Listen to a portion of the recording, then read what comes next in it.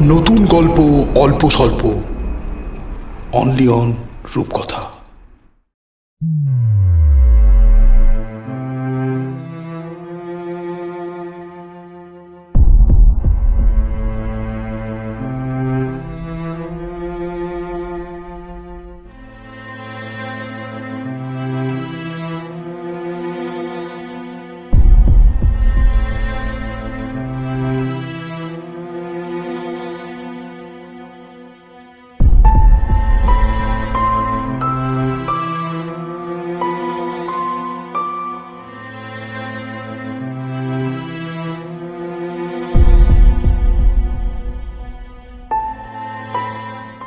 শ্রোতাদের অবগতির উদ্দেশ্যে পুনরায় রূপকথা জানাতে চাই, অনুগ্রহ করে প্রত্যেকে একবার ডেসক্রিপশন বক্সটিতে চোখ বুলিয়ে নেবেন।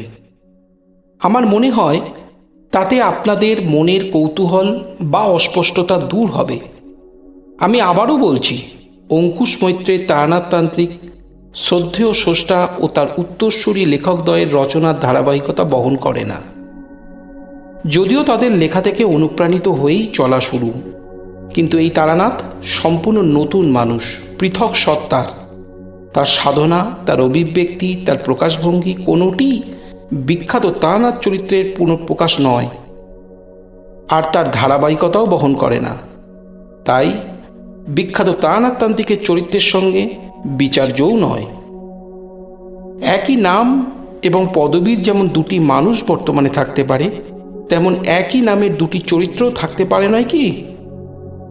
এই ভাবনা থেকেই আমি আমার প্রিয় চরিত্রটির নাম বদল না করেই আমার ভাবনাগুলোকে কাগজে রূপ দিতে শুরু করি কলম ধরে।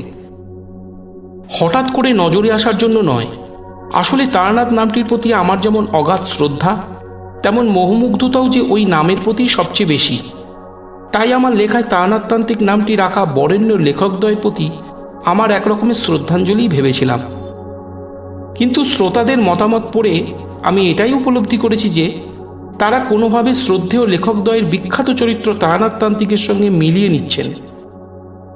তা আমার প্রিয় শ্রোতা বন্ধুদের সমর্থন বা অসমর্থনে স্পষ্ট, যা আমি একেবারেই চাইনি। আর তাই আমি আমার রচনার মূল বিষয়বস্তু ও ধারাবাহিকতা বজায় রেখে তান্ত্রিক তারানাথের নাম পরিবর্তন করে কালিকাচরণ রাখলাম, যা আমার এই রচনার ভাষ্যপাঠে প্রাসঙ্গিকভাবে এসে পড়েছে। সকলে পাশে থাকুন, ভালো থাকুন, উপভোগ করুন এই নতুন গল্প।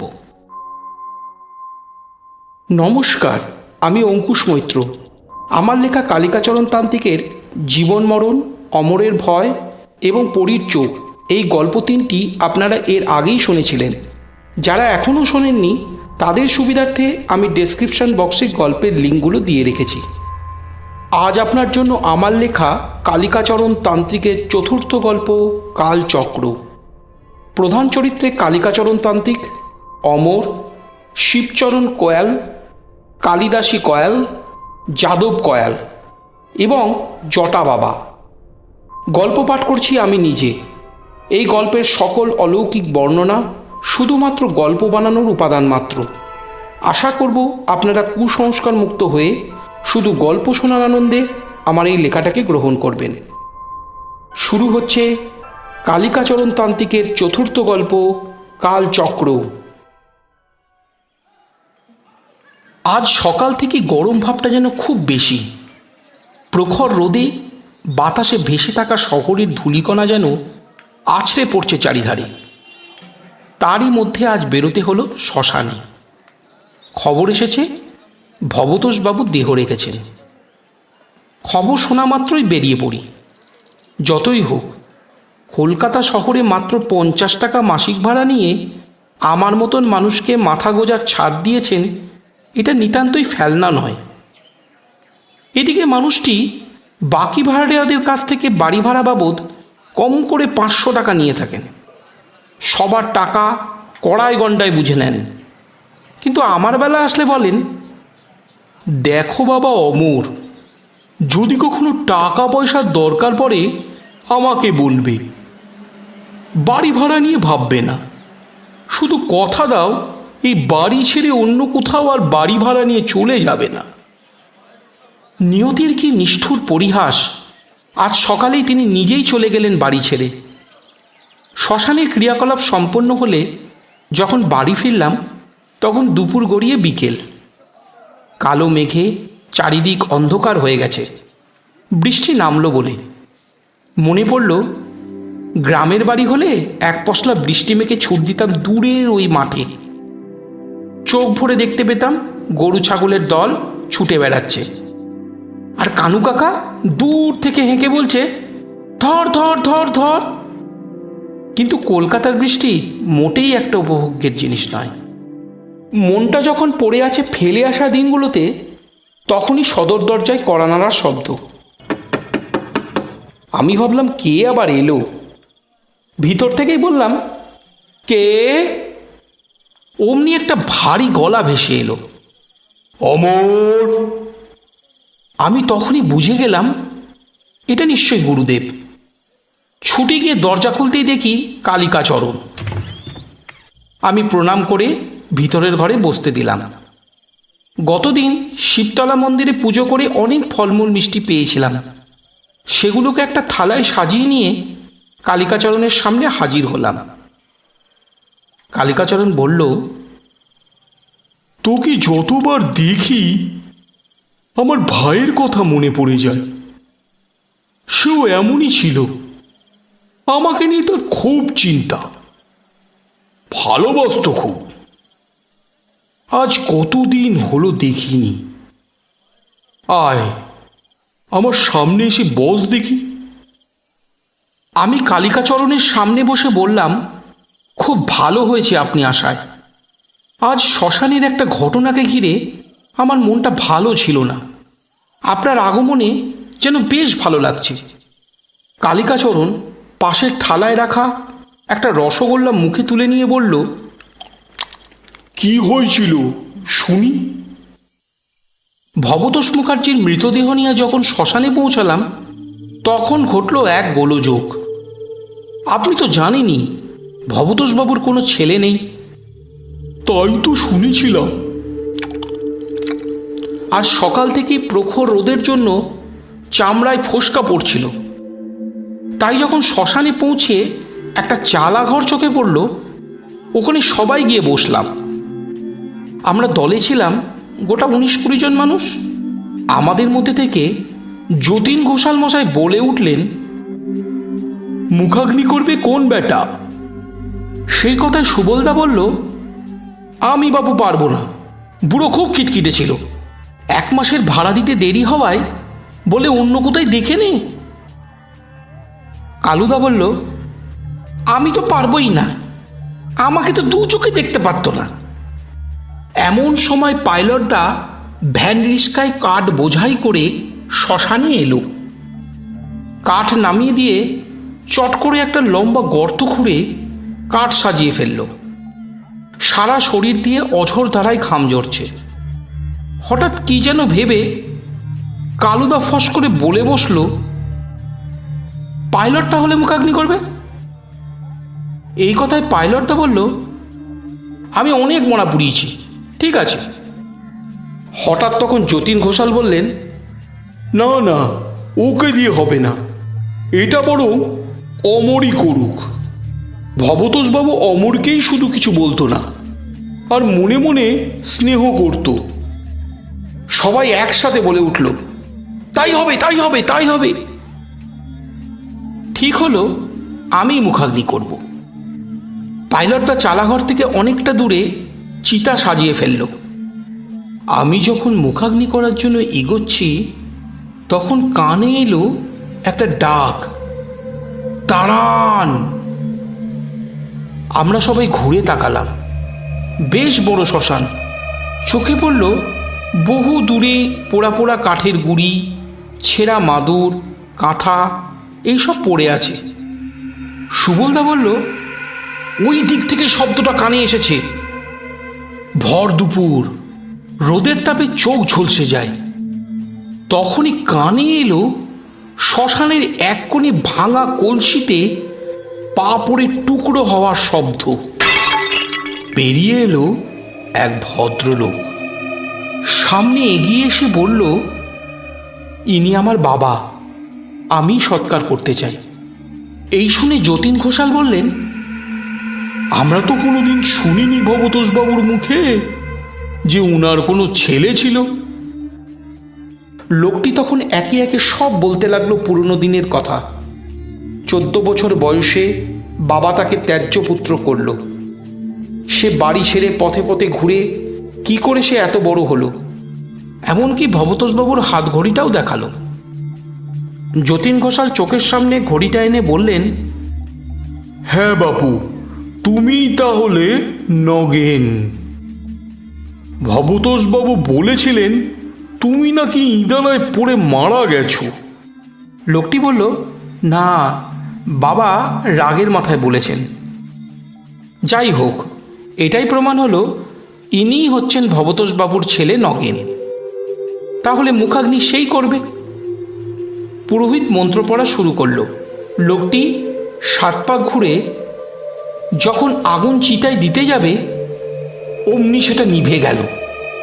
দেখলাম আশেপাশে অনেকগুলো কাক এদিক ওদিক ছিটিয়ে থাকা হরিলুটের খইগুলোকে টুকরে টুকরে খাচ্ছে, আর কাঁ কাঁ করে শ্মশানের পরিবেশে এক আতঙ্কের সৃষ্টি করছে। সুবলদা বলল, অশুভ ইঙ্গিত বলে মনে হচ্ছে। পাইলটদা এক ধমক দিয়ে বলল, চুপ কর সুবল। আর ভবতোষবাবুর ছেলের দিকে তাকিয়ে বলল, আপনি এবার আগুন জ্বালান। কিন্তু এবার শত চেষ্টা করেও আগুন আর জ্বালানো গেল না। যতীন ঘোষাল বললেন, মনে হচ্ছে ভবতোষবাবু উনার ছেলের হাতে আগুন নিতে চাইছেন না। এই শুনে লোকটি কিছুটা দূরে মাথায় হাত দিয়ে বসে পড়ল। আমি নিজেও অনেক চেষ্টা করে দেখলাম, না, আগুন কিছুতেই জ্বালানো গেল না। কালিকাচরণ বলল, তারপর? আমি তখন বুঝতে পারছি না কি করব। হাঁটতে লাগলাম গঙ্গার দিকে। যখন গঙ্গার কাছে এলাম, তখন মনে হলো গঙ্গায় একটা ডুব দিয়ে ভবতোষবাবুর আত্মার শান্তি কামনা করে ওর ছেলের হয়ে ক্ষমা চাই। যখন গঙ্গায় ডুব দিয়ে ভেজা গায়ে পাড়ে উঠলাম, তখন আচমকা আমার বুকের রক্ত হিম করে একটু দূরে নদীর পাড়ে ঝোপের থেকে একটা বিকট অট্টহাসির আওয়াজ জেগে উঠল।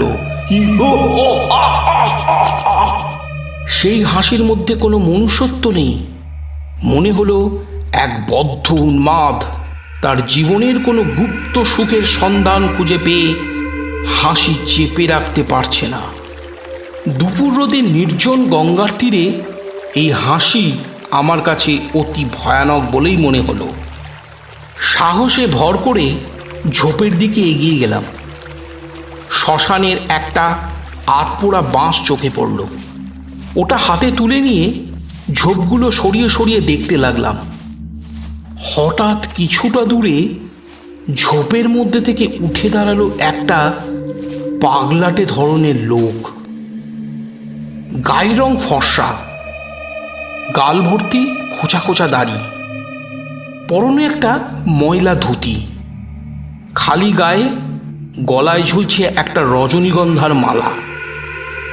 মনে হলো কোনো মরার দেহ থেকে ফেলে দেওয়া মালা কুড়িয়ে গলায় পড়েছে। অদ্ভুত লাগলো। চোখ দুটো দেখলে মনে হয় বড়ই বিনয় দৃষ্টি, দেখলে বড় মায়া লাগে। সরল মানুষ, পাগল হয়ে গেছে। আমাকে ডেকে বলল, একটা দেশলাই দে না, বিড়ি ধরাবো, দে না রে। আমি বললাম, আমার কাছে নেই।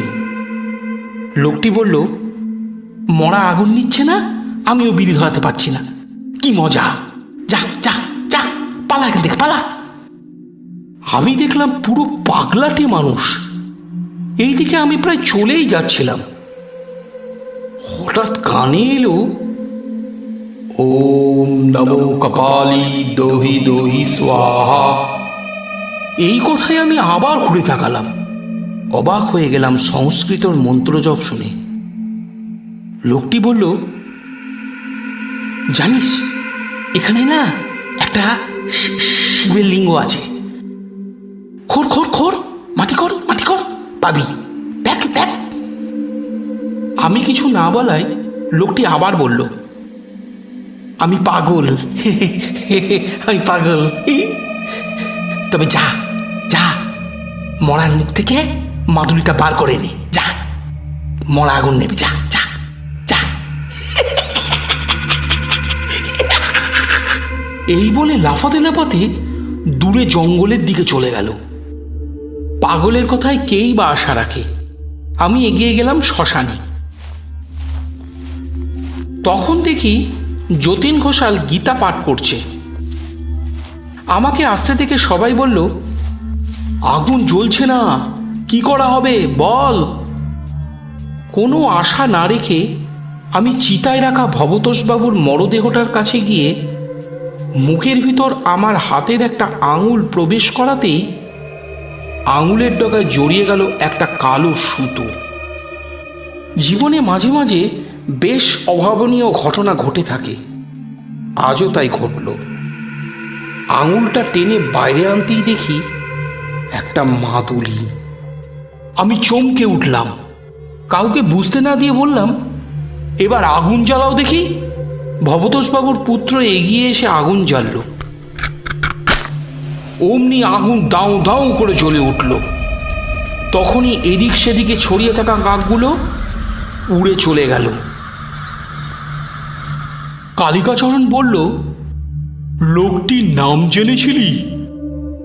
আমি বললাম, না গুরুদেব, তবে তবে সাধারণ কেউ ছিল না। আমি অনেক খুঁজেও তার আর দর্শন পেলাম না। আমার কপালে নেই, তাই তখন থেকেই মনটা খারাপ। কালিকাচরণ বলল, সবই তো বললি, কিন্তু এটা বললি না যে তোকে সে কাদা ছুঁড়ে মেরেছিল আর তুই পাগল ভেবে চলে যাচ্ছিলি। আমি চমকে উঠলাম, সত্যি তো, এই কথাটা কেমন করে ভুলে গেলাম? আর কালিকাচরণই বা জানলো কি করে আমাকে কাদা ছুঁড়েছিল? আমি বললাম, গুরুদেব, আপনি নিশ্চয়ই জানেন, দয়া করে বলুন। কালিকাচরণ বলল, সে অনেক কথা, আগে একটু ধোঁয়ার ব্যবস্থা কর দেখি। আমি তক্ষুনি সামনের দোকান থেকে সিগারেটের একটা প্যাকেট নিয়ে এলাম। কালিকাচরণ তার মধ্যে থেকে একটা সিগারেট বার করে হাতের 2 আঙুলের মধ্যে রেখে কয়েকবার পাক দিয়ে বলল, আজকালকার তামাকে আর সেই কড়া ব্যাপারটা নেই। এই বলে ফস করে দেশলাই জ্বালিয়ে সিগারেটে পরপর 2টো শুকটান দিয়ে বলল, লোকে বলে চলন্ত শিব, বুঝলি? বাইরে তখন সন্ধে নেমেছে, বৃষ্টিও শুরু হয়েছে। জলের ঝাপটা ঘরের ভিতর ছুটে আসছে জানালা দিয়ে, তাই উঠে সেটা বন্ধ করতে যাচ্ছিলাম। তাই দেখে কালিকাচরণ বলল, থাক না খোলা। এই বলে তিনি নিজেই উঠে গেলেন জানালার দিকে। জানালার একটা শিক ধরে দাঁড়িয়ে বাইরের অন্ধকারের দিকে তাকিয়ে বললেন, এই রকম একটা ঝড় জলের রাতে আমার জন্ম হয়েছিল এক শ্মশানে। আমি চমকে উঠে বললাম, বলেন কি, শ্মশানে? পুরো ঘটনাটা বলুন গুরুদেব, আমার মন যে আজ অশান্ত হয়ে গেছে। কালিকাচরণ বলল, শোন তবে, বহুদিন আগেকার কথা, তখন আমি ভূমিষ্ঠ হইনি, কাকিমার কাছে শোনা। কাকা যাদব কয়াল ছিলেন নদিয়া জেলার গুপ্তিপাড়ার কাছে কয়াল গ্রামের জমিদার। বহু বছর ধরে সেই গ্রামে হিন্দু সম্প্রদায়ের বিভিন্ন জাতের মানুষ একসাথে বসবাস করত। আমাদের বংশের নাম অনুসারেই ওই গ্রামের নাম হয়েছিল কয়াল গ্রাম। গ্রামের একধার দিয়ে এঁকে বেঁকে বয়ে গেছে ফুলজন নদী। সেটা গুপ্তিপাড়া হয়ে চলে গেছে নবদ্বীপ ধামে। আর ওই ফুলজল নদীর অপর দিকে সুদূর বিস্তৃত মহাশ্মশান। শ্মশানের পর থেকেই শুরু হয়েছে নসিপুর গ্রাম। আমার ঠাকুরদা রামচরণ কয়াল ছিলেন ভয়ানক রাশভারী মানুষ। তার দুটি পুত্র ছিল। বড়টার নাম ছিল শিবচরণ কয়াল, তিনি আমার বাবা। আর ছোটটা যাদব কয়াল। শিবচরণ ছিল বড় সাদাসিধে মানুষ। জমিদারি ব্যাপারে তার কোনো উৎসাহ ছিল না। মন্দিরে মন্দিরে ঘুরত, কিছু না বলেই কোথায় যে চলে যেত কোনো খোঁজই পাওয়া যেত না। আর যাদব ছিল পুরো উল্টো। ঠাকুরদার সাথে থেকে জমিদারি দেখাশোনার ব্যাপারটা ভালোই রপ্ত করে নিয়েছিল। ঠাকুরদা যে শুধু কেবল জমিদারি দেখাশোনা করতো তা নয়, বাগানেরও শখ ছিল। নিজে দাঁড়িয়ে থেকে তদারকি করত। আর দোতলায় একটা বড় ঘর ছিল, যেখানে অনেকগুলো সেকেলে ধরনের কাঠের আলমারিতে ঠাসা থাকতো অনেক ধরনের বই। হাতে লেখা পুঁথিও ছিল কত। এখন বুঝতে পারি কি অমূল্য সম্পদ ছিল ওই ঘরে। রোজ রাত্রিরে ঠাকুরদা লণ্ঠনের আলোয় বসে পড়াশোনা করত। আর সঙ্গে থাকতো তার বড় ছেলে শিবচরণ। ঠাকুরদার চিন্তা ছিল শিবচরণকে নিয়ে। এমন পাগল ছাগল ছেলেকে কেই বা বিয়ে করবে, কি হবে, এই নিয়ে বিস্তর চিন্তা করত। একদিন ঘটল এক ঘটনা। তখন বিকেল গড়িয়ে সন্ধে নামছে। গঙ্গার বুকে সনাতন মাঝি নৌকায় বসে দাঁড় টানছে। নৌকায় ছোট্ট একটা চালা দেয়া খুপড়ি ঘর, বৃষ্টির জলটুকু যাতে আটকায় সেই রকম। তারই মধ্যে জ্বলছে একটা মিটমিট করে লণ্ঠন। তার সামনে বসে শিবচরণ। গঙ্গার ঠান্ডা হাওয়ায় লণ্ঠনের শিখা মাঝে মধ্যে দপ করে জ্বলে উঠছে। মাঝি বলল, কর্তামশাই, ছোট মুখে বড় কথা, অপরাধ নেবেন না। একটা প্রশ্ন ছিল, বলবো? শিবচরণ বলল, বল না, কি বলবি? আপনি তো শিবের উপাসক, মন্দিরে মন্দিরে ঘুরে বেড়ান। আচ্ছা, আপনি কখনো ভগবান দেখেছেন? শিবচরণ বলল, ভগবানের দেখা পেলে যে আর থাকা যাবে না এই জগতে, তখন যে আমাকে চলে যেতে হবে। তবে ঈশ্বরের উপস্থিতি বোঝা যায়, নড়াচড়া অনুভব করা যায়। তুই তো তোর কর্ম করিস, ওটাই তো সবচেয়ে বড় সাধনা রে বোকা। চাইলে তুইও অনুভব করতে পারিস ঈশ্বরের উপস্থিতি। মাঝি বলল, কি যে বলেন কর্তামশাই, আমি হলেন গিয়ে জেলে, আমাদের কি আর সে ভাগ্য আছে? শিবচরণ বলল, চোখ বন্ধ করে সহজভাবে বসলে তুই বুঝতে পারিস চাঁদের এখন কোন দশা চলছে, অমাবস্যা না পূর্ণিমা? মাঝি বলল, হ্যাঁ কর্তা, জোয়ার না ভাটা সেটা বুঝি। শিবচরণ বলল, পূর্ণিমার অমাবস্যার সময় দেখেছিস তো গোটা সমুদ্র ওঠার চেষ্টা করে? এইগুলো সব কিছু তোর শরীরের দেহতন্ত্রে ঘটছে রোজ। মানুষের শরীরে 70% তো জল, তাই ওখানেও কিন্তু একইভাবে ওঠানামা হচ্ছে। সূর্যের প্রতিটা অবস্থানের সাথে চাঁদ আর গ্রহগুলোতে যা যা হচ্ছে সেগুলো সব তোর শরীরের সাথেও ঘটছে। তাই নিজের মধ্যে নিজেকে খুঁজে দেখ, তখনই তো অনুভব করবি ঈশ্বরকে। এই বলতেই মাঝি বলে উঠল, কর্তা, ওই দেখুন একটা মরা ভেসে যাচ্ছে। শিবচরণ দেখল ওটা একটা মেয়ের দেহ। তাই দেখে মাঝিকে বলল, ওকে টেনে তোল দেখি। গঙ্গার জলে তখন বেশ টান। দুজন মিলে দেহটাকে অনেক কষ্টে টেনে তুলল নৌকায়। 15-16 বছরের একটা মেয়ে, এক মাথা কোঁকড়ানো চুল, ছোট কপাল, টিকালো নাক, পাতলা ঠোঁট, চোখ দুটি ছোট, একটা ছাপা শাড়ি হাঁটুর উপর করে পরা, ফর্সা মুখে কোঁকড়ানো চুলগুলো এলো করে ছড়ানো। লণ্ঠনের আলোয় অনেকক্ষণ দেখে মাঝি বলল, ভেসে আছে কর্তামশাই। শিবচরণ বলল, তাড়াতাড়ি নৌকা পাড়ের দিকে নিয়ে চল। নৌকা যখন পাড়ে ভিড়ল তখন চারিধার অন্ধকার। গ্রামের রাস্তা সন্ধ্যের পর ফাঁকা হয়ে যায়, চারিধারে নির্জন। তখনই দূরে দেখা গেল একটা মিটমিটে আলো, আর কানে এলো টুংটাং শব্দ। মাঝি বলল, কর্তামশাই, একটা গরুর গাড়ি আসতেছে, ওটাতেই সরে আপনি বাড়ি ফিরে যান। মনে হচ্ছে ঝড় জল উঠবে।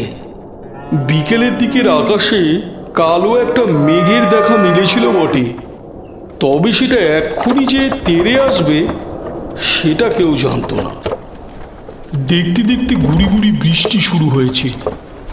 গঙ্গার দিক থেকে শো শো করে ঠান্ডা বাতাস বয়ে আসছে, তার সাথে কাঁচা রাস্তার ধুলো মিশে একাকার কাণ্ড। চোখ খুলে রাখা যায় না। একসময় সেই গরুর গাড়ি খুব কাছে এসে পড়ল। চালক লণ্ঠন তুলে ধরতেই বলল, আরে কর্তামশাই না? শিবচরণ বলল, বিনু কাকা, তাড়াতাড়ি চলো, আমাকে এক্ষুনি বাড়ি পৌঁছাতে হবে। বিনু কাকা বলল, ঠিক আছে, পিছনে চেপে বসো। অন্ধকারে সেদিন বিনু কাকা কিছুই টের পায়নি যে গরুর গাড়িতে ওই মেয়েটিকেও উঠিয়ে নেওয়া হয়েছিল। বাড়ি পৌঁছে সেদিন আমার ঠাকুমাকে শিবচরণ সব বলল। সব শুনে ঠাকুরমা সেদিন ওই মেয়েটিকে জমিদার বাড়িতে থাকার অনুমতি দিল। ঠাকুরমার সেবায় পরদিন ভোরে মেয়েটি বেশ সুস্থ হয়ে উঠল। এদিকে কাল রাতের সেই ঘটনা গ্রামের আশেপাশে আগুনের মতন ছড়িয়ে পড়ল। সেদিন ঠাকুরদা লম্বা বারান্দায় বসে গড়গড়া টানছিলেন।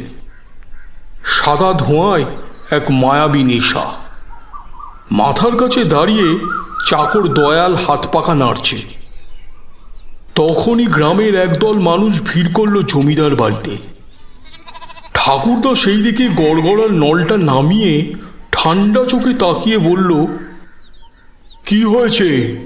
সকাল সকাল দল বেঁধে সবার আগমনের কারণটা কি?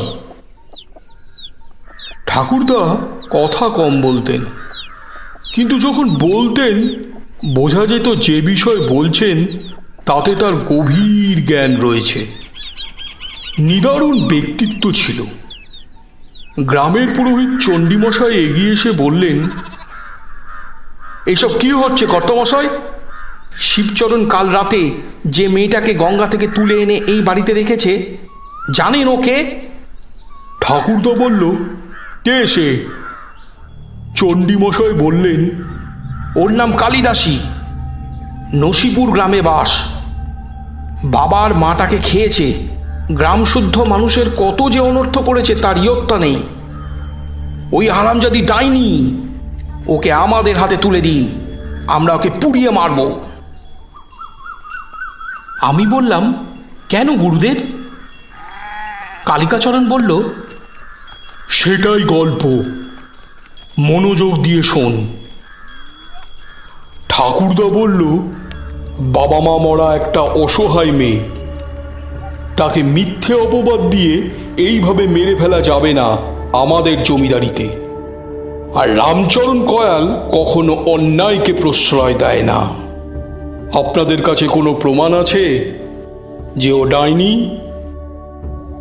ঠাকুরদার কথায় সবাই চুপ হয়ে গেল।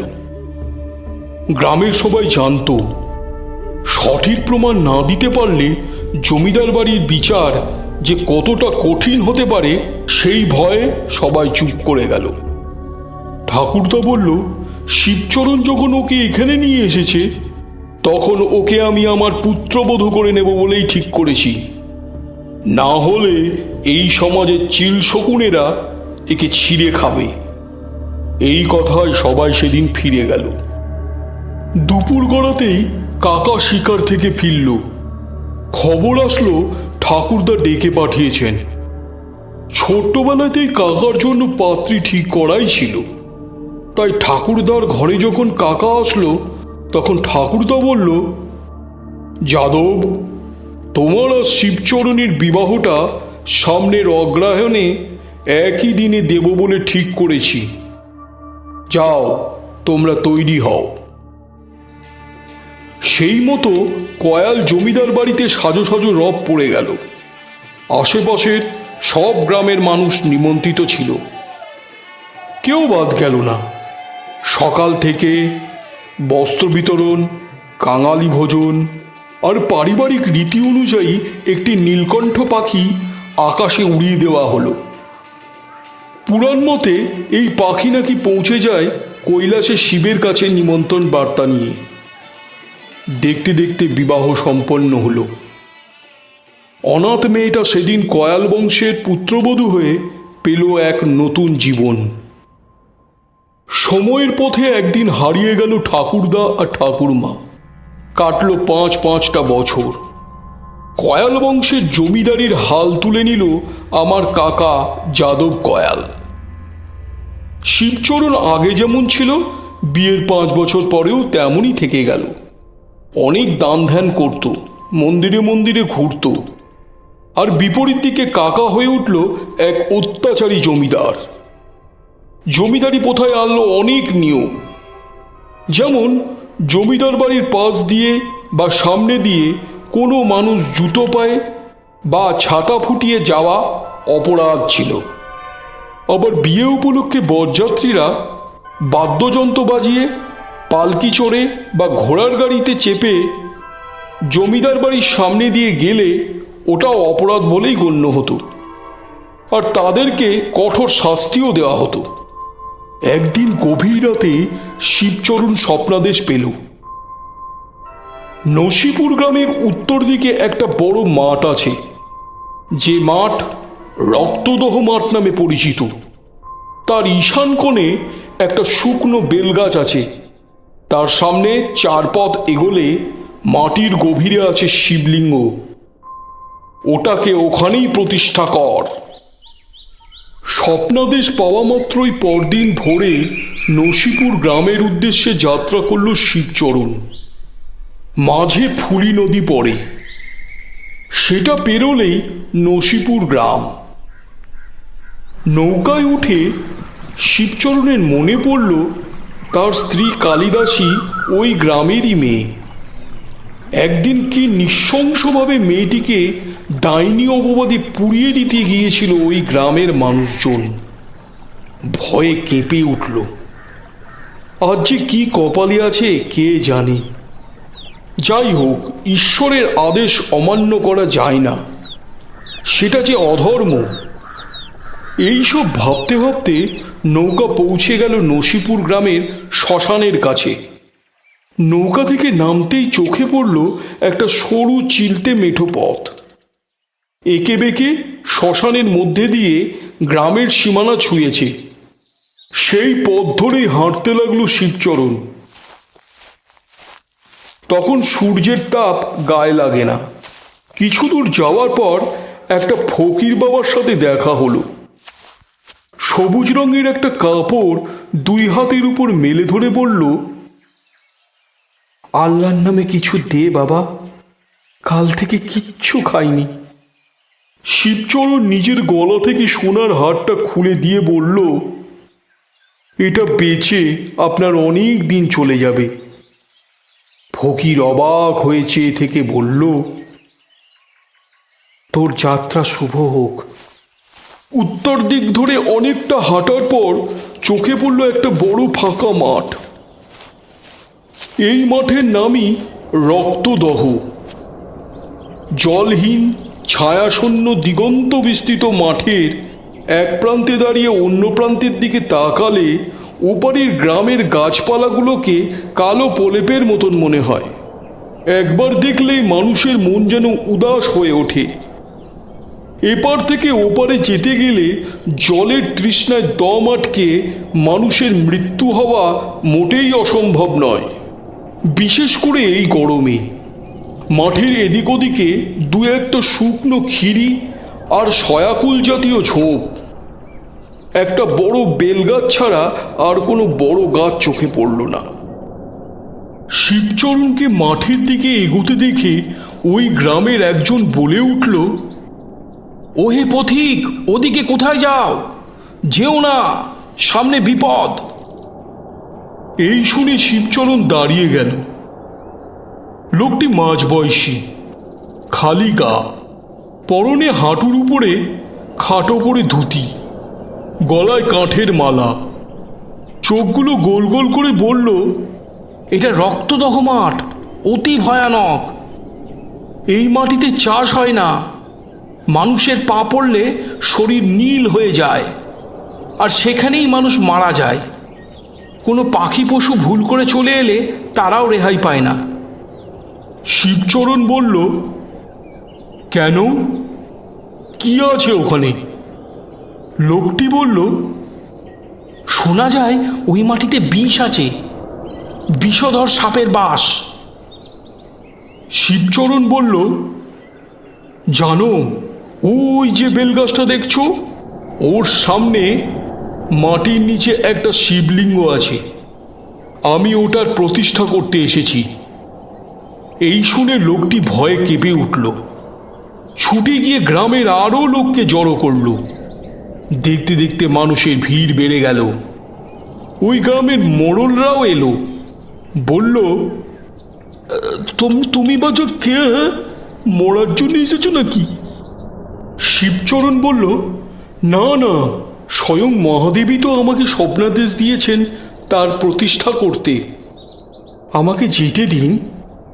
এমন সময় একদল কাপালিক এসে শিবচরণের পথ আটকালো। তার মধ্যে একজন ছিল ভয়ানক গোছের দেখতে। লোকে তাকে জটা বাবা বলে সম্বোধন করছে।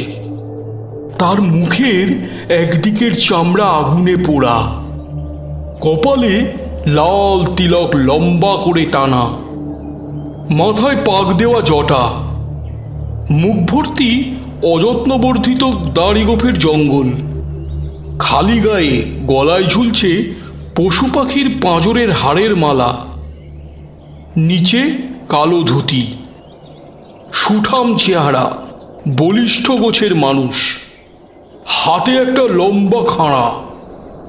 সবাই তাকে দেখে প্রণাম করছে, আর লোকটি তার হাতের খাঁড়াটা সবার মাথায় রেখে বলছে, যা, সরে যা।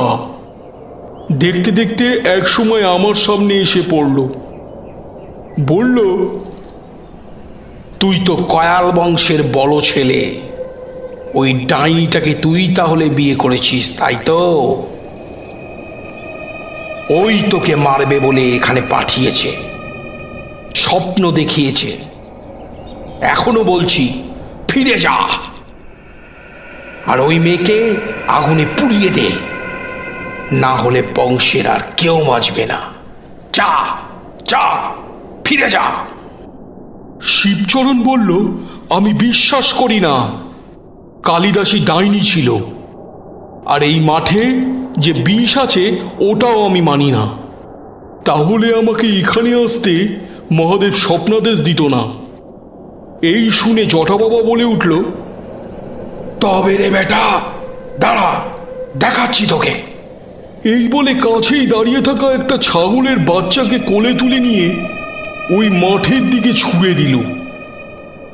অমনি ছাগল ছানাটা ধীরে ধীরে নীলবর্ণ ধারণ করে ওখানেই লুটিয়ে পড়ে মুখ দিয়ে রক্ত বেরিয়ে মারা গেল। জটা বাবা বলল, এই জন্যে এই মাঠের নাম রক্তদহ। এই মাঠে যে প্রাণী পা দেয় সেই প্রাণী শেষ রক্ত দিয়ে তার প্রাণ হারায়। এই বলে জটা বাবা চলে গেল। শিবচরণ সঙ্গে একটা ঝোলা নিয়ে এসেছিল। এবার সেটা মাটিতে নামিয়ে রেখে তার মধ্যে থেকে একটা গামছায় মোড়া শাবল বার করে নিল। কোমরে গামছা বেঁধে হাতে শাবল তুলে নিল। জমি থেকে এক খাবলা মাটি তুলে নিয়ে নিজের কপালে মেখে বলল, হং কং জাং রাং লাং মাং হং কং মহাকাল ভৈরব সর্ববিঘ্ন নাশায় নাশায় হং ফট সাহা। এই বলে খালি পায়ে মাঠের সীমানায় এগোতে লাগলো। চারিধারে গ্রামের মানুষের ভিড় জমেছে। সবার মুখে একই কথা, মল্ল মল্ল রব। এক সময় শিবচরণ ঠিক বেলগাছটার সামনে গিয়ে পৌঁছালো। সেখান থেকে 4 পদ এগোতেই শিবচরণ শাবল দিয়ে মাটি খুঁড়তে লাগলো। সূর্য তখন মাথার উপরে। যত মাটি খুঁড়ছে তত তাপমাত্রা বেড়ে যাচ্ছে। এক সময় উঠল বালু ঝড়। মাঠের এক কোণ দিয়ে বইতে লাগলো গরম বাতাস। তার সাথে গরম বালি মিশে ধুলোর একটা ধূসর আস্তরণ মাটি থেকে আকাশের দিকে উঠে যেতে লাগলো। মাঠের আশেপাশে যারা দাঁড়িয়ে ছিল তারা পালিয়ে প্রাণে বাঁচল। এক সময় সেই ধুলোর আস্তরণে গ্রামের চারিদিক যেন ঝাঁপসা হয়ে এলো। শিবচরণের পিঠে তখন ফ্যাকাশে গরম ধুলোরাশি প্রায় 1 হাত পুরু হয়ে জমে গেছে। মাটি খুঁড়তে খুঁড়তে এক সময় আকাশে জমল এক কালো মেঘ। তখন বেলা পড়ে এসেছে। শুরু হলো অঝোর ধারায় বৃষ্টি। তারই মধ্যে প্রথম শিবচরণের হাতে ঠেকল একটা পাথরের খণ্ড। মাটি সরাতেই বেরিয়ে এলো একটা শিবলিঙ্গ। সেটাকে জড়িয়ে ধরে শিবচরণ জ্ঞান হারালো। যখন জ্ঞান ফিরল তখন মাঠের চারিধার সবুজ ঘাসে ছেয়ে গেছে। নতুন একটা দিনের সূচনা হয়েছে। মাঠের জায়গায় জায়গায় জল জমে আছে। দূরে গরু ছাগল চড়ছে। বেলগাছটা সবুজ পাতায় ভরে গেছে। সেদিন থেকে ওখানে শিবের প্রতিষ্ঠা হলো। আশপাশের জমিতেও ফসল ধরল। যারা বহুদিন আগে পালিয়ে গিয়েছিল ওই মাঠের আশপাশ থেকে, তারা খবর পেয়ে ছুটে এলো। ধীরে ধীরে ওই মাঠের নাম বদলে নতুন নাম হলো শিববাগানের মাঠ। এইসব কাণ্ড দেখে গ্রামের সবাই বলে উঠল, শিবচরণ হলো মহাপুরুষ। কেউ বলল, না না, চলন্ত শিব। এই খবর কাকার কানে পৌঁছালো। শিবচরণ যে গ্রামবাসীদের চোখের মণি হয়ে উঠেছে এটা কিছুতেই কাকা মেনে নিতে পারল না। ভয় পেল তাহলে তো একদিন জমিদারিও চলে যাবে হাত থেকে।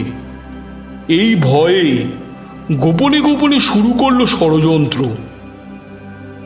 ওদিকে এই কাণ্ড দেখে জটা বাবা চিন্তায় পড়ে গেল। দিন দিন যেন তার মান গ্রামবাসীদের কাছে কমতে লাগলো। একদিন গোপনে জটা বাবা আমার কাকার সঙ্গে দেখা করল। ঠিক করলো যেমন করে হোক এই কাঁটাকে পথ থেকে সরাতেই হবে।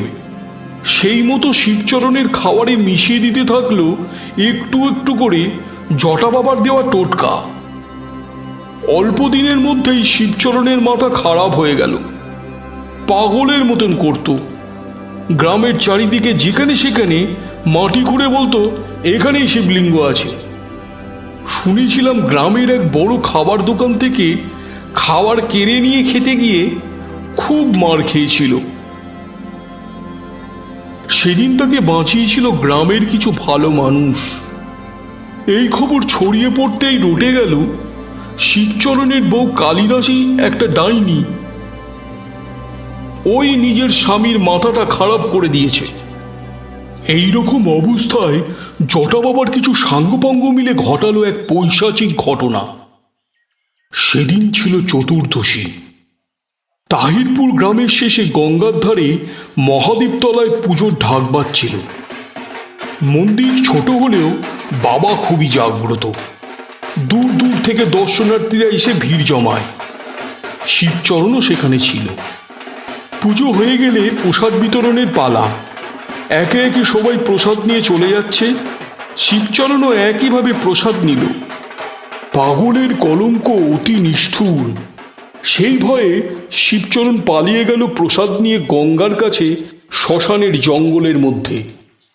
সন্তর্পণে আত্মগোপন করে সেখানে বসে প্রসাদ খেতে লাগলো। এমন সময় ঝোপের আড়াল থেকে বেরিয়ে এলো কালো পাথরের মতন দেখতে কয়েকজন লোক। ওদের দেখে শিবচরণ বলল, তোরা কে? যা এখান থেকে। তখনই একটা লোক কাছে এগিয়ে এসে বলল, 1 কিলে তোকে মাটির ভিতরে বসিয়ে দেবো। দেখেছিস কখনো কিল?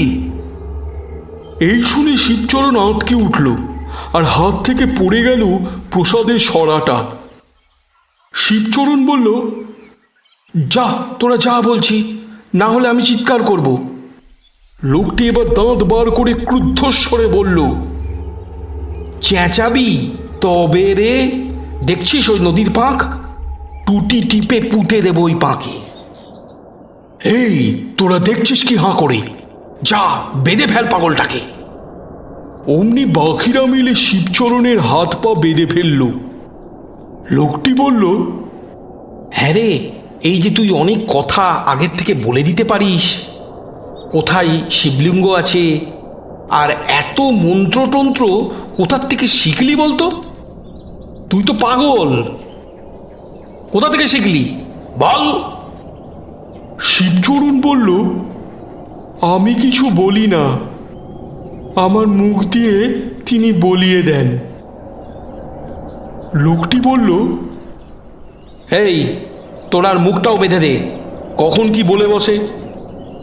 ওরা সবাই শিবচরণকে ধরে এনে বসিয়ে দিল একটা বড় কলার ভেলায় আর ঠেলে দিল গঙ্গার বুকে।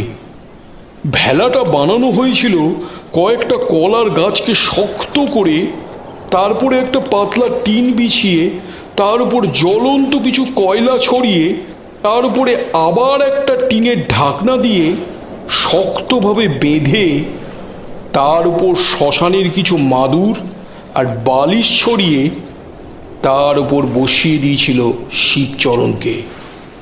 গঙ্গার বুকে কয়লার সেই ধিকি ধিকি আঁচে পুড়েছিল জ্যান্ত মানুষের চামড়া। অতি ভয়ানক সেই দৃশ্য। মৌমাছির চাক ভাঙলে যেমন মাছিগুলো মানুষকে চেপে ধরে, তেমনি সেদিন জ্বলন্ত কয়লার চাক ভাঙতেই আগুন যেন দাও দাও করে মাদুরকে পুড়িয়ে জ্যান্ত দেহটাকে চেপে ধরেছিল। চিৎকারটুকুও শুনতে পায়নি আকাশের উড়ে যাওয়া পাখিগুলো, শুধু নীরব দর্শক হয়ে দেখেছিল গঙ্গার তীরে দাঁড়িয়ে থাকা গাছগুলো। জ্বলন্ত শরীর চেয়েছিল একটু জল, কিন্তু গঙ্গার বুকে বসে পুড়ে গেছে দেহ, পায়নি এক ফোঁটা জল। জমিদার বাড়িতে খবর এলো শিবচরণ জলে ডুবে আত্মঘাতী হয়েছে। সব দোষ গিয়ে পড়ল শিবচরণের বউ কালিদাসীর উপর। তখনকার দিনে বিধবা হলে মেয়েদের মাথা মুন্ডন করে দেওয়া হতো। কালিদাসীকেও তাই নিয়ম মেনে মুন্ডন করতে হলো। আর কাকিমা কালিদাসীকে নিজের বোনের মতন ভালোবাসত। তাই যখন আবার গ্রামের মানুষ এক হয়ে বিদ্রোহ করলো যে কালিদাসী ডাইনি, ওকে পুড়িয়ে মারা হোক, তখন কাকিমা কাকার বিরুদ্ধে গিয়ে রুখে দাঁড়িয়েছিল, বাঁচিয়েছিল 2টি প্রাণ। আমি তখন মাতৃগর্ভে। কাকা তারপর কালিদাসীকে একটা ঘরে বন্ধ করে দিল। বাইরে বেরোতে যেতে না পারে তার জন্য বাইরের দরজায় তালা ঝুলিয়ে দিল। দুপুরে আর রাতে খাবারটুকু দেওয়ার সময় দরজা অল্প খুলত। এইভাবে কাটল 5 মাস। একদিন দুপুরবেলায় সেই জটা বাবার আগমন হলো জমিদার বাড়িতে। কাকাকে পরামর্শ দিয়ে জটা বাবা বলল, সামনেই শুক্লা নবমীতে কালিদাসীর সন্তান ভূমিষ্ঠ হবে, তখনই ওই নবজাতক শিশুকে আমার কাছে তুলে দিবি।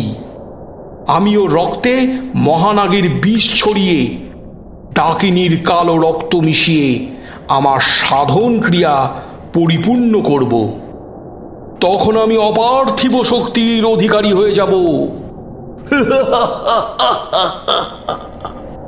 কাকা বলল, তাই হবে বাবা। দেখতে দেখতে সেই শুক্লা নবমীর রাত এলো। কাকিমা ওই ষড়যন্ত্রের কথা আগের থেকেই জানতো, তাই সেই রাতেই ঘরের দ্বার খুলে দিয়ে বলল, যা চলে যা, পিছনে একটা গরুর গাড়ি আছে, ওটায় চেপে গঙ্গার ঘাট হয়ে যেদিকে পারিস চলে যা। সেই রাতেই কালিদাসী পালিয়ে গিয়েছিল। গভীর রাত, নৌকা চলেছে অন্ধকারে গঙ্গার বুক চিরে। নৌকা যে কোথায় যাচ্ছে কেউ জানে না। যেদিকে নদীর স্রোত, নৌকা সেই দিকেই ভেসে যাচ্ছে। এক সময় নৌকা পাড়ে ভিড়ল। কালিদাসের চোখ তখন ঘুমে বোঝা। হঠাৎ ধরধর চিৎকারে তন্দ্রা ভাঙল। চোখ খুলে দেখল দূরে একটা নৌকা আসছে। আরো কিছুটা কাছে আসতেই চোখে পড়ল নৌকার সামনে যে দাঁড়িয়ে আছে ওটা অন্য কেউ নয়, সেই জটা বাবা। কালিদাসী ভয়ে প্রাণ বাঁচাতে নৌকা থেকে নেমে এগোতে লাগলো। প্রসব যন্ত্রণায় কাতর মা কত দূরই বা যাবে। সামনে পড়ল একটা শ্মশান। গঙ্গার দিক থেকে ঠান্ডা বাতাস বইছে। শুক্লা নবমীর চাঁদের জোছনায় শ্মশান চত্বরটা দেখে মনে হলো সাদা ফরাসের মতন পড়ে আছে। কোথায় একটা পাখি অশান্তভাবে ডেকে চলেছে।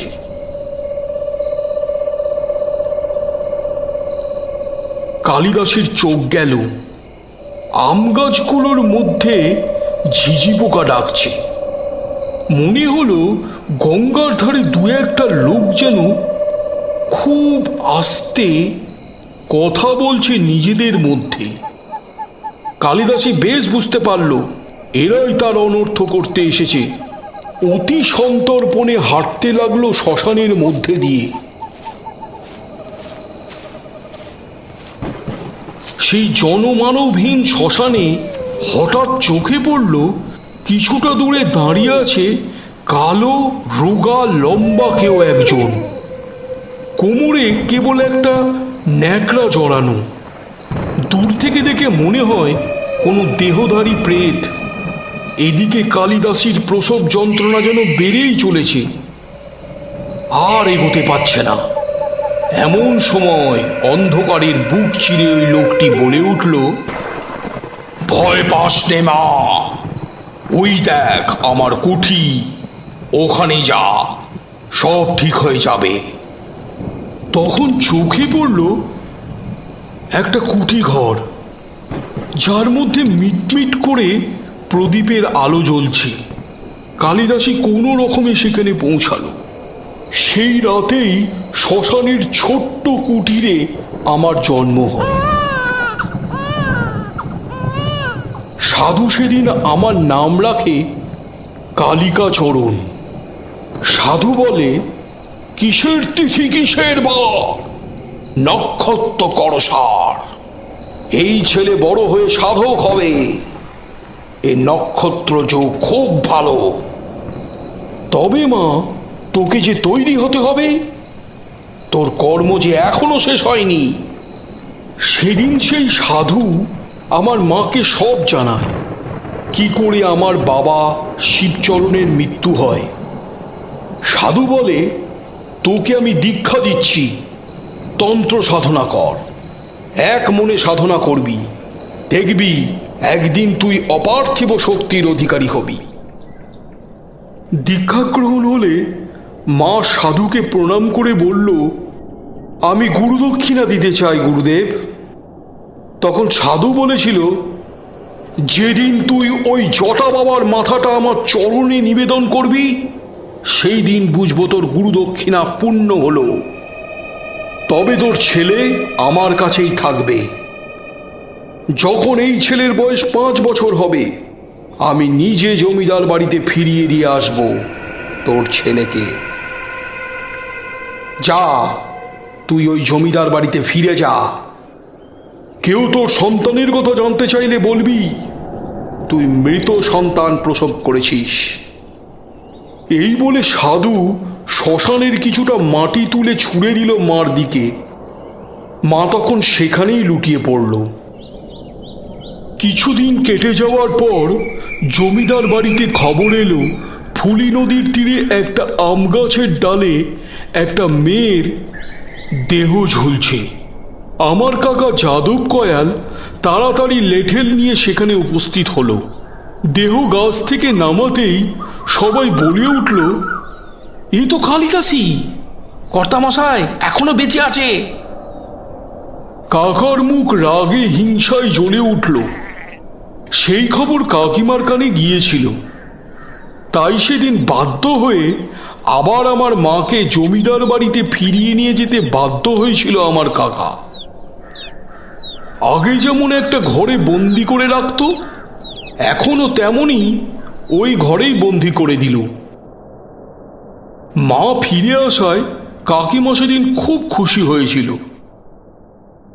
আমার কথা জানতে চেয়েছিল, কিন্তু সাধুর সেই ছুঁড়ে দেওয়া শ্মশানের ধুলো মার স্মৃতিকে মুছে দিয়েছিল।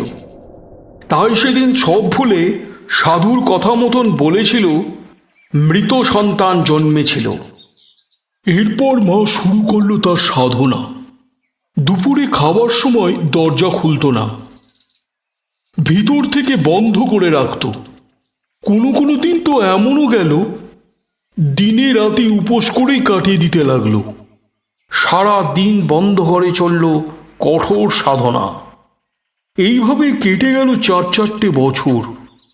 কাকার তখন পুত্র সন্তান হয়েছে।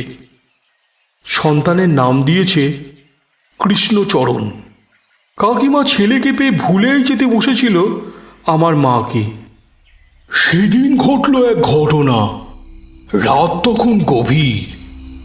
মাকে যে ঘরে আটকে রাখত সেই ঘরের ছাদে শুনতে পাওয়া গেল এক বিকট শব্দ। কেউ যেন ছাদে দুর্মুষ করছে। নিঝুম রাতে সেই শব্দ ছড়িয়ে গেল গোটা গ্রামে। প্রথম দিকে নজর না দিলেও দিন দিন যেন সেই শব্দ আরো গভীর হতে লাগলো। বাধ্য হয়ে সারা গ্রামের মানুষ একত্রিত হয়ে জমিদার বাড়িতে ভিড় জমালো।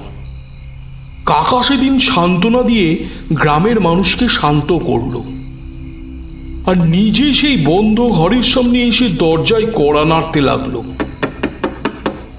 এক সময় দরজা খুলে গেল। মা তখন ঘরের মেঝেতে আসন করে চোখ বুজে ধ্যান করছে। কাকা দেখল সারা ঘরের দেওয়াল জুড়ে খড়িমাটি দিয়ে কি সব লেখা। কাকা চমকে উঠল। কাকার কাছে দাঁড়িয়ে থাকা নায়েব মশাই বলে উঠলেন, কর্তামশাই এগুলো বীজ মন্ত্র, আপনি এক্ষুনি এখান থেকে চলুন। কাকা চলে যেতেই দরজা আবার বন্ধ হয়ে গেল। কিছুতেই রাতে ওই শব্দের কারণ কেউ খুঁজে পেল না।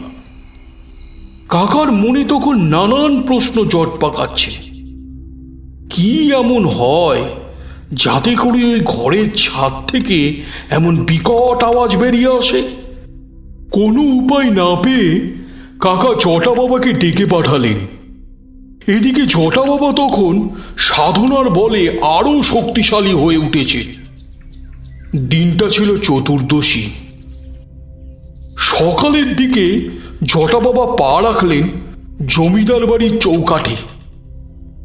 অমনি পাশের একটা অসুস্থ গাছ থেকে কালো মিশমিশে কাক মলত্যাগ করল, আর সেটা জটা বাবার ডান দিকের কাঁধে এসে পড়ল। জটা বাবা তক্ষুনি আগুনের মতন চোখ করে মনে মনে কি যেন একটা বলল। সবাই দেখল কাকটা সঙ্গে সঙ্গে মাটিতে পড়ে দাপাদাপি করে মরে গেল। তখন জটা বাবা হেসে বলল,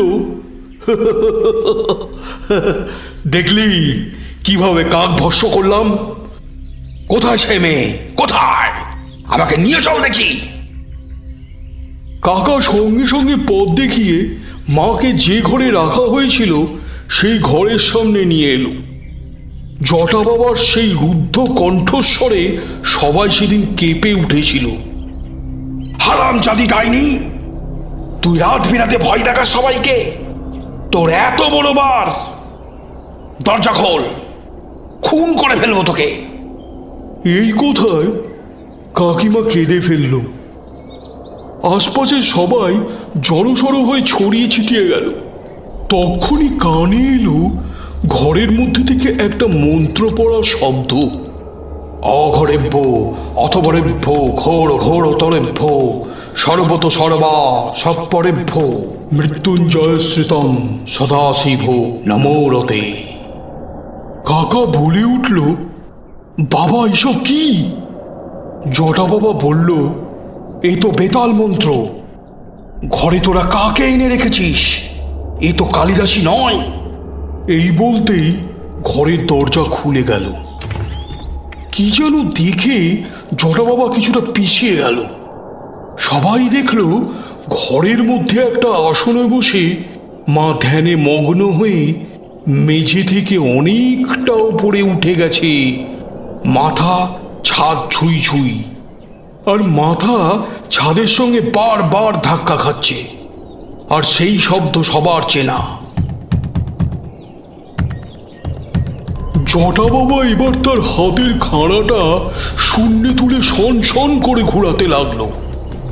চিৎকার করে বলতে লাগলো, হারামজাদি বেরিয়ে আয়! তখনই আকাশের উড়ন্ত পাখিগুলো পঙ্গু হয়ে ঝরা পাতার মতন ঘুরতে ঘুরতে এসে পড়তে লাগলো জমিদার বাড়ির উঠোনে।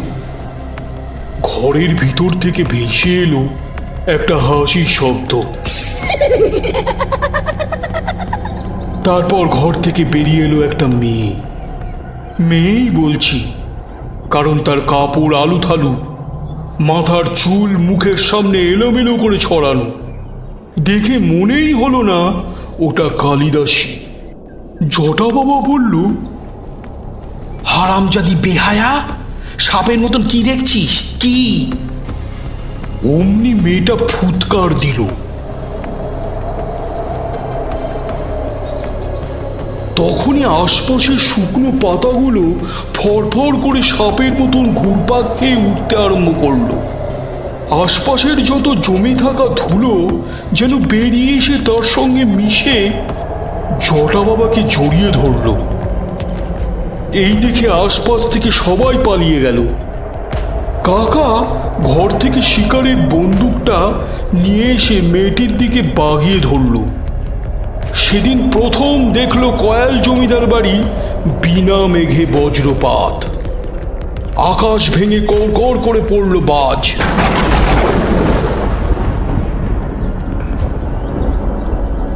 সে কি আলো, চোখ রাখা যায় না। নিমিষের মধ্যে কাকা দাউ দাউ করে চলে গেল জ্যান্ত। এই দিকে জটা বাবা তার গলায় পশুর হাড়ের মালা থেকে অতি তীক্ষ্ণ একটা হাড়ের টুকরো ছিঁড়ে নিয়ে মন্তপ্রুত করে ছুঁড়ে দিল মেয়েটার পা লক্ষ্য করে। সেটা মেয়েটার পায়ে মাংস ভেদ করে অনেক গভীরে বসে গেল। মেয়েটা সেই হাড়ের টুকরোটা টেনে বার করতেই সে কি রক্তপাত! জটা বাবা বলে উঠল, দেখ মজা! তখন অত্যন্ত ক্রোধে মেয়েটি চিলের মতন চিৎকার করে জটা বাবাকে দিল এক ধাক্কা। বাবা ছিটকে গিয়ে পড়ল একটা বেলগাছের ভাঙা ডালের সূচালো ডগায়। আর সেই ডালেই তার শরীর ঝুলে পড়ল। শরীর বেয়ে গড়িয়ে পড়তে লাগলো লাল তাজা রক্ত।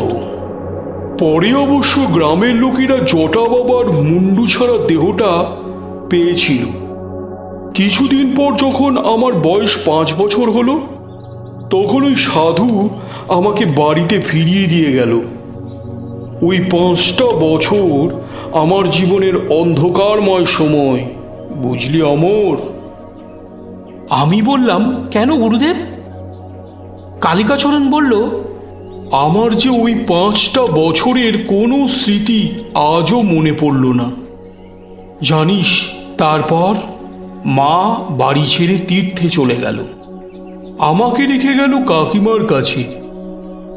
মা যাওয়ার সময় বলেছিল, আমি আর ফিরবো না বোন, তুই আমার ছেলেকে দেখিস, ওর 15 বছর বয়স হলে আমার ঘরটা খুলে দিস।